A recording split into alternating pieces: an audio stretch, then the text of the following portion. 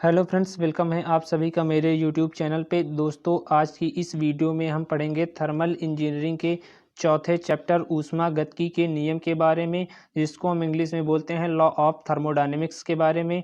तो आपका आज चौथा चैप्टर यहाँ पर शुरू किया गया है। थर्मल इंजीनियरिंग का लॉ ऑफ थर्मोडायनेमिक्स के बारे में पढ़ेंगे। दोस्तों, आपका जो यहाँ पर चौथे चैप्टर का जो सिलेबस है, किसी भी चैप्टर को पढ़ने से पहले उसके सिलेबस के बारे में जानना अति आवश्यक हो जाता है कि हमको कौन से चैप्टर में कितने टॉपिक्स पढ़ने हैं। तो आइए फ्रेंड्स, हम देखते हैं कि आपको थर्मल इंजीनियरिंग के चौथे चैप्टर में कौन कौन से आपको टॉपिक्स पढ़ने हैं। तो पहला टॉपिक्स आपको पढ़ना है law of conservation of energy, first law of thermodynamics, joule experiment, application of first law of thermodynamics to non flow system, constant volume, constant pressure, adiabatic and polytropic process. यहाँ पर friends जो आपका ये second वाला यहाँ पर है, इसको फ्रेंड्स आपको दूसरे वीडियो में इसका आपका इतना सिलेबस को कवर किया गया है। तो फ्रेंड्स आपको ये वाला सिलेबस इसके नेक्स्ट पार्ट में आपको वीडियो में मिलेगा।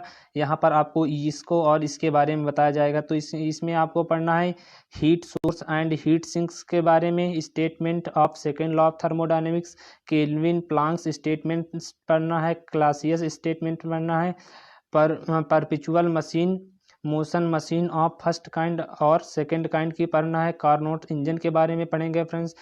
Introduction of third law of thermodynamic, concept of irreversibility, entropy, idea and real gases के बारे में। जी हाँ फ्रेंड्स, तो इतने टॉपिक्स आपको यहाँ पर आज पढ़ने हैं। इस टॉपिक का फ्रेंड्स वीडियो आपको नेक्स्ट पार्ट में मिलेगा, क्योंकि फिर वीडियो ज़्यादा लंबा हो जाएगा और ज़्यादा लंबे वीडियो देखने में अच्छा नहीं होता है और पढ़ने में भी मन नहीं लगता है फ्रेंड्स सही से। तो अब आज हम पढ़ेंगे ये वाला सिलेबस और ये वाला सिलेबस। इस सिलेबस को हम सेकेंड पार्ट में इस वीडियो के कवर करेंगे। तो सबसे पहले हम फ्रेंड्स देखते हैं इसका इंट्रोडक्शन की। आपका चौथे चैप्टर का सबसे पहले हम इंट्रोडक्शन पढ़ते हैं। तो यहाँ पर है, प्रायः हम देखते हैं कि ऊर्जा का उपयोग किसी न किसी रूप में होता रहता है और ऊर्जा एक रूप से दूसरे रूप में परिवर्तित की जा सकती है। उदाहरण के लिए आज समझ सकते हैं कि एक बर्तन में पानी को हीट अप करने से उसका तापक्रम क्या होता है, बढ़ जाता है। पानी के तापक्रम में यह ऊष्मा रूपांतरण मतलब ऊष्मा ट्रांसफर के कारण होता है। इसी प्रकार साइकिल की पैडल करने से साइकिल का पहिया घूमने लगता है। ऐसा इसलिए होता है कि पैडल में किया गया कार्य पहिए को घुमाता है। यदि इसी प्रकार साइकिल में ब्रेक लगाएं तो पहिया रुक जाता है, क्योंकि पहिए का जो ड्राइविंग पोटेंशियल है आपका धीरे धीरे कम होने लगता है, क्योंकि ब्रेक शू और पहिए के बीच घर्षण बल उत्पन्न हो जाता है। इस प्रकार पहिए की ऊर्जा ब्रेक शू को ट्रांसफर हो जाती है, जिससे पहिया रुक जाता है और ब्रेक शू भी गर्म हो जाते हैं। उपरोक्त उदाहरण से फ्रेंड्स स्पष्ट हो जाता है कि उपरोक्त सभी क्रियाओं के लिए ऊर्जा आवश्यक होती है, अतः ऊर्जा विभिन्न रूपों में उपलब्ध हो सकती है। जैसे आपकी हो गई स्थितिज ऊर्जा, गतिज ऊर्जा, बहुत सारी ऊर्जाएं हैं। अतः ऊर्जा को ना तो उत्पन्न किया जा सकता है और ही नष्ट किया जा सकता है, परंतु इसे एक रूप से दूसरे रूप में ट्रांसफर या परिवर्तित किया जा सकता है। इस नियम को ही ऊर्जा संरक्षण का नियम, एनर्जी कंजर्वेशन लॉ के नाम से जानते हैं। इस प्रकार ऊष्मा तथा कार्य दोनों ही ऊर्जा की श्रेणी में आते हैं। फ्रेंड्स यहाँ पर क्यू आपका क्या है, ऊष्मा ट्रांसफर है। आपका क्यू डिनोट किया जाता है आपका ऊष्मा ट्रांसफर से। पॉजिटिव क्या होता है, जब ऊष्मा निकाय को दी जाती है तो वो पॉजिटिव होता है, और जब ऊष्मा निकाय से निष्कासित की जाती है मतलब निकाली जाती है तो वहाँ पर निगेटिव होती है आपकी ऊर्जा। यहाँ पर W आपका कार्य को डिनोट करता है। पॉजिटिव बताता है कि जब निकाय द्वारा कार्य किया जाता है तो वो पॉजिटिव कार्य होता है। अब जो निकाय पर कार्य किया जाता है वो आपका निगेटिव कार्य होता है। फ्रेंड्स ये तो था आपका इंट्रोडक्शन। आपको यहाँ पर इसकी शॉर्ट नोट्स भी मिलेगी, क्योंकि नोट्स फ्रेंड्स आपके लिए जो मैं लेकर आया हूँ काफ़ी इंपॉर्टेंट है, क्योंकि वहाँ पर आपकी कार्नोट इंजन और बहुत सारे डेरिवेशन बहुत ही अच्छी और बहुत ही शॉर्ट से कराए गए हैं। अब देखते हैं फ्रेंड्स ऊष्मागतिकी के प्रथम नियम के अनुप्रयोग नॉन फ्लो सिस्टम्स के बारे में, कि application of first law of thermodynamics to non flow system. यदि सिस्टम में अवस्था परिवर्तन होता है और ऊष्मा क्या है आपकी ट्रांसफर तथा कार्य ट्रांसफर भाग लेते हैं तो नेट ऊर्जा कह रहा है, तो नेट ऊर्जा ट्रांसफ़र का जो एनर्जी स्टोर होगा वह ऊर्जा निकाय में निहित एक्यूमुलेट हो जाएगा। यहाँ पर क्यू रिप्रेजेंट करेगा आपका ऊष्मा का सिस्टम में ट्रांसफ़र प्रोसेस के अंतर्गत, और डब्ल्यू सिस्टम में कार्य का ट्रांसफ़र प्रोसेस के अंतर्गत आता है। नेट ऊर्जा ट्रांसफ़र क्यू माइनस डब्ल्यू, ये आपकी है भंडारित ऊर्जा, जिसको हम बोलते हैं स्टोरेज एनर्जी। यह ऊर्जा न तो ऊष्मा है और ना ही कार्य, इसे आंतरिक ऊर्जा का नाम दिया गया है। तो यहाँ पर आप यहाँ पर समझ सकते हैं ये आपका कोई सिस्टम है, यहाँ पर W कार्य हो रहा है और यहाँ पर देखिए Q1 Q2, यहाँ से Q1 Q2 और Q3 ऊर्जा दी जा रही है, यहाँ से Q1 ऊर्जा निष्कासित होती है। इसी तरह यहाँ से W4 आपको यहाँ पर कार्य दिया जा रहा है और यहाँ से W3 कार्य निष्कासित होता है, W1 कार्य किया जा रहा है, W2 कार्य निष्कासित होता है। कह रहा है कि चित्र निकाय के परिस्थान के साथ ऊष्मा तथा कार्य का इंटरेक्शन होता है, और चित्र 4.4 में यहाँ पर प्रोसेस में निकाय और परिस्थान का इंटरेक्शन, जिसमें से एक से अधिक ऊर्जाएं सम्मिलित होती हैं। फ्रेंड्स, आपका ये डिनोट करता है आपका यहाँ पर Q minus W equals to delta U. अब डेल्टा यू आपका क्या आंतरिक ऊर्जा में वृद्धि को डिनोट करता है, तो Q बराबर डेल यू प्लस डब्ल्यू। यहाँ Q और W तथा डेल्टा यू सभी किलो जूल में हैं। यदि सिस्टम में एक से अधिक ऊर्जा स्थानांतरण होते हैं जो चित्र के दिखाए गए चित्र के अनुसार, तब आपका Q2 प्लस Q3 और ये आपकी Q1 ऊर्जा निष्कासित होती है। इसी तरह delta U plus W plus W3 minus W1 minus W4 आपका, तो ये समीकरण बन जाता है। अब फ्रेंड्स हम पढ़ते हैं कि हीट सोर्स और हीट सिंक क्या होती है। जी हाँ फ्रेंड्स, क्योंकि हीट सोर्स और हीट सिंक काफ़ी इंपॉर्टेंट है, आपके एग्जाम में पूछा जा सकता है कि बताइए हीट सोर्स और हीट सिंक होती क्या है। तो हीट सोर्स वह होता है, एक ऐसा निकाय होता है या एक ऐसा सिस्टम होता है जिसकी ऊष्मा क्षमता बहुत अधिक होती है। यह एक ऐसा निकाय है जो ऊष्मा की कितनी भी मात्रा को शोषित कर सकता है। जी हाँ फ्रेंड, जो आपका हीट रिजर्वर होता है, मतलब हीट रिजर्वर होता है, वो आपकी ऊष्मा की कितनी भी अधिक मात्रा हो उसको अवशोषित या शोषित कर सकता है या निष्कासित कर सकता है, परंतु इसके तापक्रम में कोई विशेष परिवर्तन नहीं होता है। अतः यह एक ऐसा निकाय है जिसमें ऊर्जा की कोई भी मात्रा सप्लाई की जा सकती है या निकाली जा सकती है, परंतु उसके तापक्रम पर कोई अंतर नहीं होता है। उदाहरणतः आप समझ सकते हैं कि वायुमंडल जिसमें ऊष्मा की कोई मात्रा सप्लाई की जाती है परंतु इसके तापक्रम में कोई विशेष परिवर्तन नहीं आता है, अतः बड़ी बड़ी नदियों, झीलों आदि को रिजर्वर समझा जा सकता है। अतः ऊष्मा दो प्रकार की होती है। तो फ्रेंड्स, ये आपका यहाँ पर आप डायग्राम के माध्यम से समझ सकते हैं कि यहाँ पर आपकी कोई T1 ऊष्मा है, ऊष्मा स्रोत है। यहाँ से यहाँ पर देखिए Q1 यहाँ पर ऊष्मा है, ये T1 आपका ऊष्मा स्रोत है, Q1 ऊष्मा दी गई। यहाँ ये E आपको ऊष्मा इंजन को डिनोट करता है। तो इसने जो कार्य किया, आपका कुछ ऊष्मा आपकी सिंक में चली जाती है, वेस्ट ऊष्मा, और कुछ आपका वर्क होता है। जितना आपका वर्क होता है उसको निकालने के लिए Q1 माइनस Q2 का प्रयोग करते हैं। यदि T1 is greater than T2 है तब ये कंडीशन लागू होती है। अब फ्रेंड्स, यहाँ पर ऊष्मा के स्रोत जो हैं वो दो प्रकार के होते हैं। कौन कौन सा? पहला स्रोत होता है वे ऊष्मा निकाय जिसमें ऊष्मा निष्कासित या खींची जाती है, वे ऊष्मा स्रोत हीट सोर्स कहलाते हैं। और दूसरा वे ऊष्मा निकाय जो ऊष्मा को अवशोषित करते हैं, ऊष्मा सिंक कहलाते हैं। उपरोक्त दोनों ऊष्मा रिजर्वर थर्मल ऊर्जा रिजर्वर यानी थर्मल एनर्जी रिजर्वर भी कहलाते हैं। किसी ऊष्मा इंजन में ऊष्मा स्रोत से ऊष्मा अवशोषित की जाती है जो उच्च तापक्रम पर होती है, तथा निम्न तापक्रम के ऊष्मा सिंक में ऊष्मा निष्कासित होती है। जैसे कि आप यहाँ पर चित्र के माध्यम से समझ सकते हैं, ऊष्मा इंजन की कार्यप्रणाली में ऊष्मा स्रोत तथा ऊष्मा सिंक दिखाए गए हैं आपके इस डायग्राम में। अब फ्रेंड्स, हम नोट्स पढ़ते हैं क्योंकि ये कुछ डेफिनेशन थी जो आपकी बुक में ही इंपॉर्टेंट मिल गई, इसीलिए मैंने आपको उसको करा दिया। अब हम फ्रेंड्स यहाँ पर पढ़ते हैं ऊष्मागतिकी का द्वितीय नियम, सेकंड लॉ ऑफ थर्मोडायनेमिक्स। काफ़ी इंपॉर्टेंट है फ्रेंड्स, बार बार आपका एग्जाम में पूछा जाता है। तो जानते हैं कि सेकंड लॉ ऑफ थर्मोडायनेमिक्स क्या होता है। ऊष्मागतिकी के द्वितीय नियम के अनुसार किसी ऊष्मागतिकीय चक्र को दी जाने वाली संपूर्ण ऊर्जा को कार्य में परिवर्तित करना असंभव है, चाहे सिस्टम का डिजाइन कितना भी आइडियल क्यों ना हो। जी हाँ फ्रेंड्स, किसी ऊष्मागतिकीय चक्र को दी गई संपूर्ण ऊष्मा को हम कार्य में नहीं परिवर्तित कर सकते हैं, चाहे आपका सिस्टम का डिजाइन कितना ही आइडियल हो या कितना ही आपका आदर्श हो। फ्रेंड्स, यहाँ पर आपको हम कुछ डायग्राम के माध्यम से समझाना चाहते हैं। यहाँ पर देखिए ये कुछ आपका डायग्राम है पिस्टन और कनेक्टिंग पिन का। इसका आपका पूरा वर्णन आपको वहाँ पर मिलेगा। डीजल इंजन और पेट्रोल इंजन, 2 स्ट्रोक और 4 स्ट्रोक के बारे में जब वहाँ पर पढ़ाया जाएगा तो इसको विद एक्सप्लेन किया जाएगा। उसके साथ यहाँ पर कुछ समझ लेते हैं कि ये आपका यहाँ पर स्पार्किंग प्लग होता है, यहाँ पर आउटलेट वाल्व होती है फ्रेंड्स। यहाँ से ये आपकी जो पिस्टन रिंग होती है जितनी ऊपर जाती है वो आपका TDS होता है, टॉप डेड सेंटर, और ये आपका सिलेंडर कहलाता है। और आपकी जो पिस्टन रिंग जितना नीचे आती है वो आपका BDC होता है, मतलब बॉटम डेड सेंटर। ये आपका पिस्टन पिन कहलाता है फ्रेंड्स। और ये आपका जो है ये क्रैंक पिन कहलाता है, और ये आपका पूरा सिस्टम क्रैंक केस के नाम से जाना जाता है। अब देखते हैं नोट पॉइंट, समझ लीजिए कि एयर और पेट्रोल का अनुपात होता है 15:1 होता है फ्रेंड। जैसे कि 15 लीटर आपका एयर होती है तो उसमें 1 लीटर पेट्रोल होता है, तो एयर और पेट्रोल का अनुपात आपका 15:1 होता है।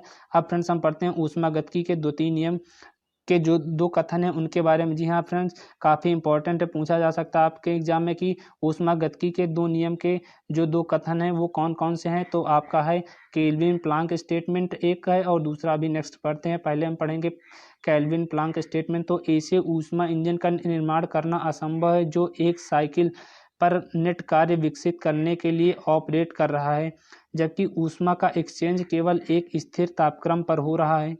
कहने का मतलब है अर्थात ऊष्मा का एक्सचेंज करने के लिए यहाँ पर दोनों के तापमानों में अंतर होना आवश्यक है। एक उच्च तापक्रम सोर्स तथा दूसरा निम्न तापक्रम सोर्स होना चाहिए। जैसे कि फ्रेंड्स आप डेफिनेशन के माध्यम से समझ सकते हैं कि आपके दो जो ऊष्मा सोर्स हैं, मान लिया इसका 25 डिग्री सेल्सियस तापमान है तो इसका 15 डिग्री सेल्सियस तापमान होना चाहिए, तभी हम ऊष्मा का एक्सचेंज एक से दूसरे में कर सकते हैं।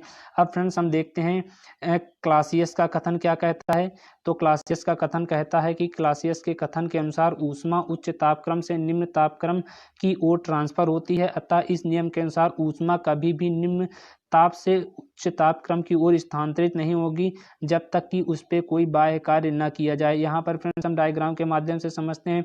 पहला तो आपका प्लांक और केल्विन का स्टेटमेंट का है। यहाँ से मान लिया हमारी कोई यहाँ पर सिंक है T1, इसको जब Q1 ऊष्मा या θ1 आप जिससे भी चाहे डिनोट कर सकते हैं। यहाँ पर हमने θ1 से डिनोट किया है, तो θ1 से यहाँ पर आपको ऊष्मा दी गई तो आपका He हीट इंजन को डिनोट करता है।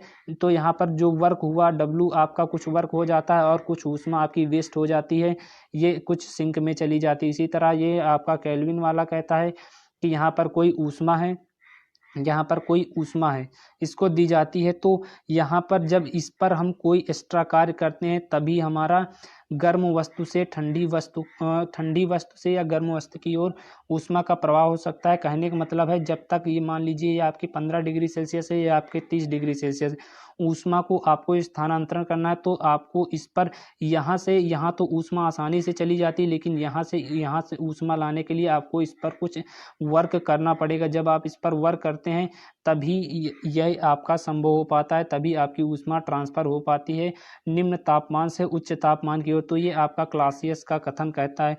दोस्तों यदि आपको इसकी PDF और नोट्स चाहिए तो आप मेरे टेलीग्राम चैनल को ज्वाइन कर सकते हैं, जिसकी लिंक मैं आपको डिस्क्रिप्शन बॉक्स में दे दूंगा। अब फ्रेंड्स नेक्स्ट टॉपिक पढ़ते हैं एंट्रोपी। जी एंट्रोपी जो है इसकी डेफिनेशन कई बार आपके एग्जाम में पूछी जा चुकी है, तो फ्रेंड्स आपको हम यहाँ पर एंट्रोपी की शॉर्टकट ट्रिक से इसकी डेफिनेशन याद कराएंगे। तो कह रहा है कि किसी पदार्थ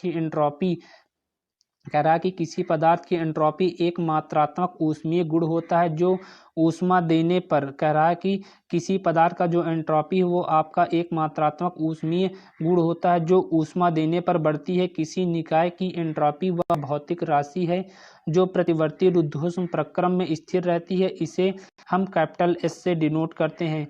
यदि किसी प्रतिवर्तीय प्रक्रम में कोई निकाय एक स्थिर ताप पर बाह्य स्रोत से dq ऊष्मा लेता है तो dq/T निकाय में परिवर्तन कहा जाता है आपका। तो यहाँ पर हम इसको फार्मूले से डिनोट कर सकते हैं, डेल्टा एस बराबर डी क्यू अपान टी। यदि कोई कार्यकारी पदार्थ वर्किंग सब्सटेंस डी क्यू ऊष्मा लेता है तो एंट्रोपी क्या होती है फ्रेंड्स, बढ़ जाती है। यदि कोई कार्यकारी पदार्थ आपकी जो है ऊष्मा लेती है तो उसका क्या एंट्रोपी बढ़ जाता है। यदि पदार्थ ऊष्मा देता है तो उसकी एंट्रोपी में कमी हो जाती है। एंट्रोपी को ताप या दाब की तरह से अनुभव फ्रेंड्स नहीं किया जा सकता है। इसके डायग्राम के माध्यम से समझते हैं। यहाँ पर पहले आपकी यहाँ पर टेम्परेचर आपका, ये आपकी एंट्रोपी S1 है, ये आपकी एंट्रोपी S2 है। तो यहाँ पर क्या हुआ, आपकी जो एंट्रोपी S1 से इंक्रीज होकर S2 हो जाती है, तो यहाँ पर आपका टेम्परेचर T2 सेम ही रहता है। यहाँ पर आपका टेम्परेचर, इस साइड में टेम्परेचर को ये डिनोट करता है। तो यहाँ पर डेल्टा एस बराबर मतलब एंट्रोपी में हुई वृद्धि बराबर S2 माइनस S1 से हम जब इस फार्मूले में रखते हैं तो हमको एंट्रोपी में हुई वृद्धि का पता चल जाता है। अब हम फ्रेंड्स पढ़ेंगे यहाँ पर ppm फर्स्ट। जी हाँ फ्रेंड्स, काफ़ी इंपॉर्टेंट है क्योंकि इस सारे वीडियो में जो भी आपको डेफिनीशंस और डेरिवेशंस कराए जाएंगे फ्रेंड्स काफ़ी इंपॉर्टेंट है, तो आप वीडियो को स्किप बिल्कुल ही मत करिए। अब पढ़ेंगे हम friends first kind of perfect motion machine के बारे में। जी हाँ फ्रेंड्स, जो आपका पीपीएम फर्स्ट होता है ऊष्मागतिकी के प्रथम नियम के अनुसार हम यहाँ पर देखते हैं कि कह रहा है कि यदि कोई मशीन नहीं है, यदि कोई भी ऐसी मशीन नहीं है जो लगातार क्या आपके लिए कार्य सप्लाई करे परंतु उसमें किसी भी प्रकार की ऊर्जा का खपत ना हो। जी हाँ फ्रेंड्स, कह रहा है कि कोई भी ऐसी मशीन बनाना संभव ही नहीं है जो लगातार कार्य करे लेकिन उसमें किसी भी प्रकार की ऊर्जा की खपत ना हो। इस प्रकार की अवास्तविक को पीपीएम प्रथम कहते हैं। इसके विपरीत ना कोई मशीन ऐसी है जो लगातार कार्य की खपत करे और किसी अन्य प्रकार की ऊर्जा ना उत्पन्न करे, ऐसा भी फ्रेंड्स संभव नहीं है। तो पीपीएम फर्स्ट को हम डायग्राम के माध्यम से समझते हैं।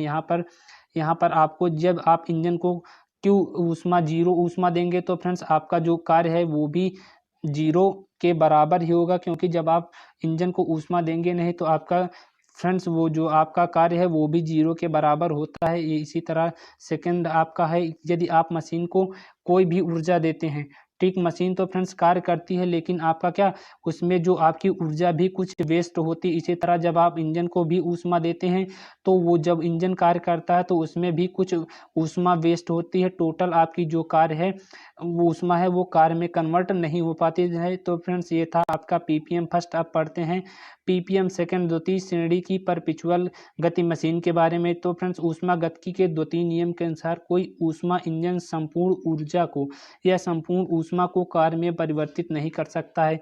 यदि एक मशीन एक स्रोत से ऊष्मा ग्रहण कर संपूर्ण ऊष्मा ऊर्जा को कार्य में बदल सके तो इस मशीन की दक्षता 100% होगी, परंतु ऐसा संभव नहीं है कि कोई एक मशीन है जो ऊष्मा ग्रहण करे और उसकी संपूर्ण ऊर्जा को कार्य में बदल सके। तो ऐसी मशीन की कल्पना करना फ्रेंड्स संभव नहीं है। तो इस प्रकार की मशीन को हम पीपीएम सेकंड कहते हैं। इसको हम डायग्राम के माध्यम से समझते हैं।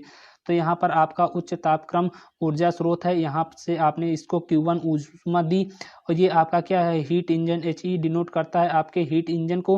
तो यहाँ पर आपका W नेट कार्य जो होगा वो Q1 होगा। ऐसा संभव नहीं है क्योंकि यहाँ पर जब कोई मशीन होती है उसको हम ऊष्मा देते हैं तो उसमें आपकी ऊष्मा कुछ ना कुछ हानि होती है, आपका जो W 100% वर्क नहीं होता है। तो ये था फ्रेंड्स आपका पीपीएम सेकंड। अब पढ़ते हैं फ्रेंड्स काफ़ी इंपॉर्टेंट डेरिवेशन, आपका बार बार आपकी परीक्षा में पूछा जा सकता है फ्रेंड्स, काफ़ी बार पूछा जा चुका है। तो आप पढ़ेंगे हम कार्नोट इंजन के बारे में। तो फ्रेंड्स कार्नोट इंजन क्या होता है, तो कार्नोट इंजन कार्नोट चक्र पर कार्य करता है, 1 नंबर का। तो आप इसको याद कर लीजिए, आपसे पूछ सकता है ऑप्शनल कि कार्नोट इंजन किस चक्र पर कार्य करता है। तो आपका कार्नोट इंजन जो है कार्नोट चक्र पर कार्य करता है। कार्नोट चक्र एक प्रतिवर्ती चक्र है। इस चक्र में 2 एडियाबैटिक और 2 आइसोथर्मल प्रोसेस होते हैं। तो इसमें कार्यकारी पदार्थ जो होता है वो आदर्श गैस होती है। इसको हम फ्रेंड्स यहाँ पर फिगर्स के माध्यम से समझते हैं। कह रहा है कि इसमें 2 आइडियाबैटिक और 2 आइसोथर्मल प्रोसेस होते हैं।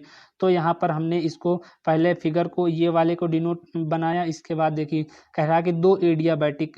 अब एडियाबैटिक और आइसोथर्मल को हम पहचानेंगे कैसे कि कौन सा इसमें हमारी लकीर एडियाबैटिक है और कौन सी हमारी लकीर हमारी आइसोथर्मल एक्सपेंशन को डिनोट करती है। तो इसको समझते हैं हम पहले फ्रेंड्स। आप यहाँ पर जो आपका आइसोथर्मल का जो आपका कर्व होता है फ्रेंड्स, आपका जो आइसोथर्मल का कर्व होता है, जो स्लोप होता है, वो एडियाबैटिक प्रक्रम से ज़्यादा होता है। कहने का मतलब है जो आपको यहाँ पर कर्व बनता है वो ज़्यादा होता है आइसोथर्मल का, और जो आपका एडियाबैटिक का होता है फ्रेंड्स वो कुछ ऐसे हल्का बनता है। यहाँ पर देख सकते हैं जो आपका आइसोथर्मल प्रोसेस है 1 से 2, यहाँ पर जो कर्व बन रहा है वो कुछ गहरे टाइप में है, स्लोप इसका ज़्यादा है। और यहाँ पर जो एडियाबैटिक एक्सपेंशन का यहाँ पर कर्व बन रहा है वो उसकी अपेक्षा कम है। तो फ्रेंड्स आप इसी से समझ सकते हैं कि आइसोथर्मल का जो आपका कर्व होता है वो ज़्यादा होता है और एडियाबैटिक का जो कर्व होता है वो कम होता है। तो यहाँ पर हम समझते हैं, थोड़ा इसको मिटा दे, फिर यहाँ पर हम समझते हैं नेक्स्ट। अब देखिए फ्रेंड्स यहाँ पर कह रहा है कि यहाँ से 1 से 2 आपका आइसोथर्मल एक्सपेंशन हुआ और 2 से 3 आपका एडियाबैटिक एक्सपेंशन हो गया। अब यहाँ 3 से 4 पे चले, जब हम 3 से 4 पे चले तो यहाँ पर फिर हमारा आइसोथर्मल एक्सपेंशन होता है, और 4 से 1 पे जब चलते हैं तो हमारा यहाँ पर हमारा एडियाबैटिक एक्सपेंशन होता है। इसको हम टेम्परेचर और फाई आरेख से भी डिनोट कर सकते हैं। ये आपका हो गया।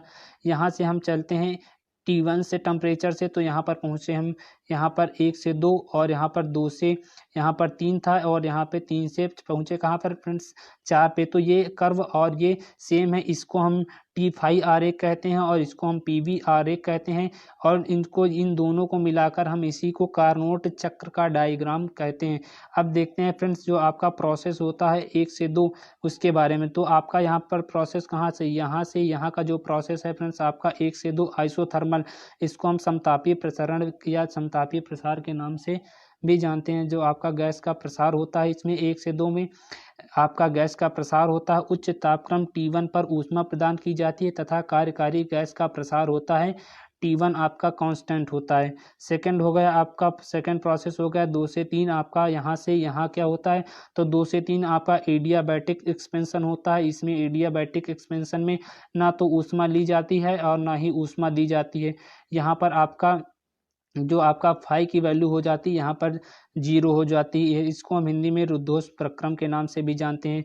इस प्रक्रम में तापमान T1 से गिरकर T2 हो जाता है। कहने का मतलब है फ्रेंड्स यहाँ पर जो आपका तापमान होता है यहाँ पर ये T1 से गिरकर कहाँ आ जाता है फ्रेंड्स, T1 से गिरकर T2 पे फिर पहुँच जाता है।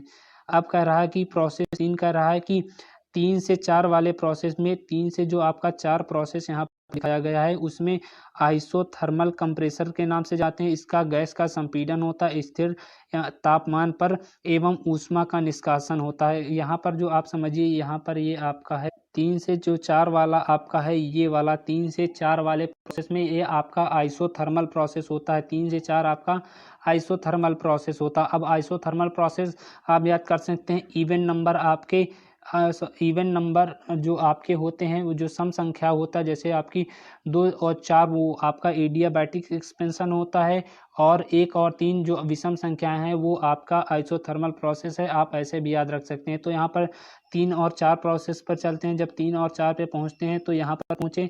अब 3 और 4 में आपका होता है यहाँ पर स्थिर तापमान पर गैस का संपीड़न होता है एवं ऊष्मा का निष्कासन होता है। जब यहाँ से 3 से हम 4 पे पहुँचते हैं तो आपका स्थिर तापमान पर गैस का संपीड़न होता है और ऊष्मा का निष्कासन होता है यहाँ पर आपके।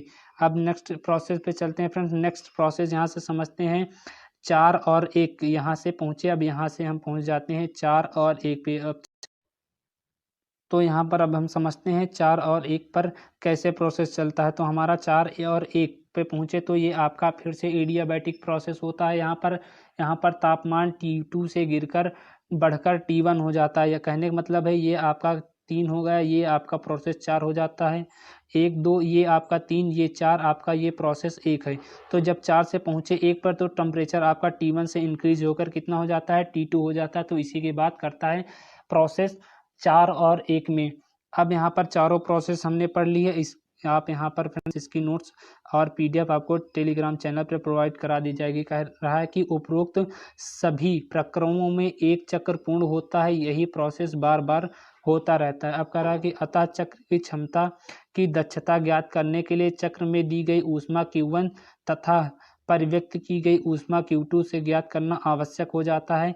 अब कह रहा है कि Q1 कह रहा है कि उच्च तापक्रम T2 पर ग्रहण की गई ऊष्मा है, तो Q1 को हम लिख सकते हैं T1 ब्रैकेट में phi2 minus phi1 kilo joule पर किलोग्राम। अब नेक्स्ट देखते हैं, कह रहा है कि निम्न तापमान T2 पर ऊष्मा परिव्यक्त की जाती है, अतः यहाँ पर आपका हो जाता है दूसरी कंडीशन की हो जाती है। यहाँ पर निम्न तापमान T2 पर ऊष्मा परिव्यक्त की जाती है, अतः Q2 बराबर T2 bracket phi3 minus phi4 kilo joule पर किलोग्राम।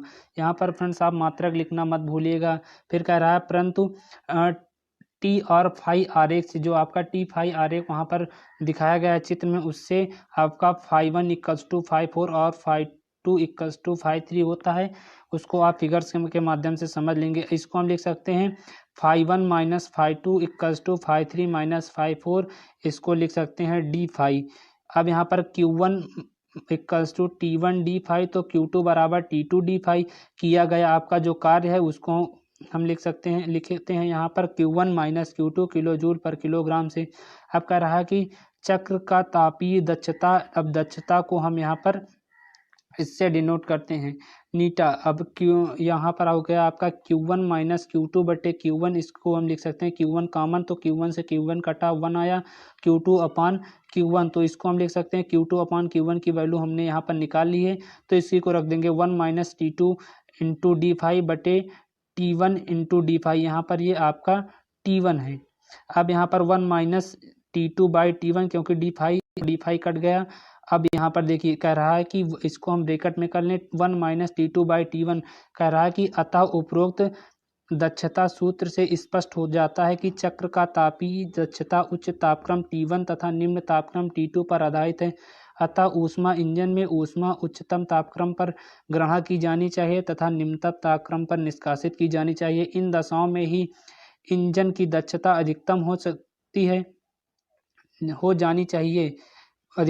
सकती है। प्रैक्टिकली जो आपका है T1 और T2 के मान भी सम्मिलित है। कार्नोट चक्र के जो सभी प्रक्रम हैं वो सैद्धांतिक हैं, इन्हें प्रैक्टिकल में करना असंभव है। इसलिए क्या करा, इसलिए सभी ऊष्मा इंजनों को इसी आधार पर डिजाइन तथा विकसित किया जाना चाहिए जिससे अधिकतम दक्षता प्राप्त हो सके। तो फ्रेंड्स यहाँ पर ये आपका फर्स्ट पार्ट इसका कंप्लीट हो चुका है थर्मोडायनेमिक्स का। अब इसका सेकंड पार्ट आपको जो यहाँ पर आपका सिलेबस छूटा है उसको आपको इसके सेकंड पार्ट में दे दिया जाएगा फ्रेंड्स। उसकी डिस्क्रिप्शन बॉक्स में लिंक दे दी जाएगी, आप वहां पर जाकर इसके सेकंड पार्ट्स को देख सकते हैं। फ्रेंड्स आशा करता हूं वीडियो पसंद आया हो तो वीडियो को लाइक करें। चैनल पर फ्रेंड्स नए हैं तो चैनल को फटाफट सब्सक्राइब कर लीजिए और दोस्तों को भी शेयर करें ताकि वे भी अपने एग्जाम की तैयारी परफेक्टली तरीके से कर पाएँ। फ्रेंड्स मिलते हैं वीडियो के नेक्स्ट पार्ट में, तब तक के लिए tata bye bye, take care.